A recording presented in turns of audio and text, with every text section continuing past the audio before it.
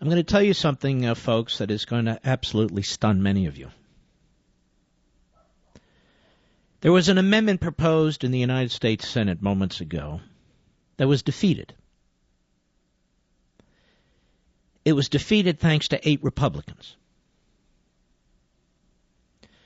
The amendment was to the Corker-Menendez-Lindsey Graham bill, which surrenders the treaty powers to the President of the United States and turns everything on its head, and empowers the Islamo-Nazi regime in Tehran to nuke up.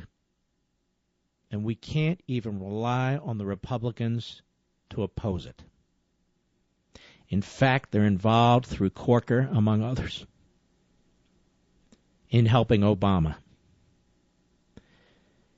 This is the statement of the purpose of the amendment. You ready for this?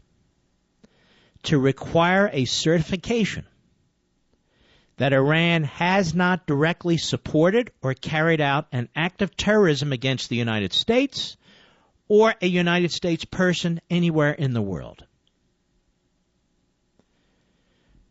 You got that? So the administration would have to certify that Iran has not directly supported terrorism against the United States or an American citizen anywhere before sanctions are lifted. That seems to me to be a rather low threshold. Does it to you? Well, ladies and gentlemen, much like the British colonel who built the, with slave labor in the movie The Bridge on the River Kwai, who built the bridge over the River Kwai and then was ordered to destroy it, and yet he defended it and wouldn't destroy it, and others had to.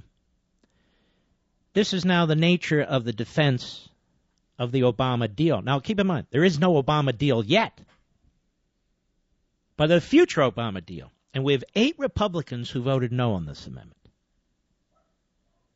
Lamar Alexander of Tennessee just got reelected, had gone back to Tennessee, promised the Tea Party groups he's a real conservative. He's a lying no good for nothing. Dan Coates of Indiana, who has announced he's not running for re-election, so this man feels he's free to be as irresponsible as he chooses. The preposterous, pathetic, egomaniac Corker of Tennessee, land developer, wheeler dealer. The absolutely absurd Jeff Flake of Arizona. Lindsey Graham, who has the nerve to attack Rand Paul. He has the nerve to attack Rand Paul on foreign policy when Lindsey Graham is helping to lead the way against this amendment. Orrin Hatch, an absolute unmitigated fraud. John McCain, who is up for re-election in Arizona, but you have an open primary system, and he is relying on non-conservatives and non-Republicans to get him the nomination the way Lindsey Graham did in South Carolina. And Senator Perdue from Georgia, I don't get it. Hopefully he'll put out a statement and explain himself. But this is amazing that you have 8 Republican senators. Is this controversial, ladies and gentlemen? To require a certification that Iran has not directly supported or carried out an act of terrorism against the United States or United States person anywhere in the world? That gets 8 Republicans? Now, the Democrats, ladies and gentlemen, they are voting lockstep, and they are goose-steppers. We know. They're good little communists. Party first, country second. But party, party, party. That's the power base. 8 Republicans: Alexander, Coates, Corker, Flake, Graham, Hatch, McCain, Perdue. I'll tell you what's amazing about Arizona. Arizona is still one of the most conservative states in the country, even though they're destroying it with illegal immigration. That is, the feds are. And so you have McCain and Flake voting with Obama. Utah, if not the most conservative state in the country, Orrin Hatch, a fraud. Tennessee is a conservative state. Both senators, Alexander and Corker, frauds. It was too much to ask of them to agree that sanctions will not be lifted on Iran unless the United States government can certify that they have not committed an act of terrorism against the United States or a United States citizen. This apparently was a bridge too far. This apparently was the bridge on the River Kwai. It gets worse.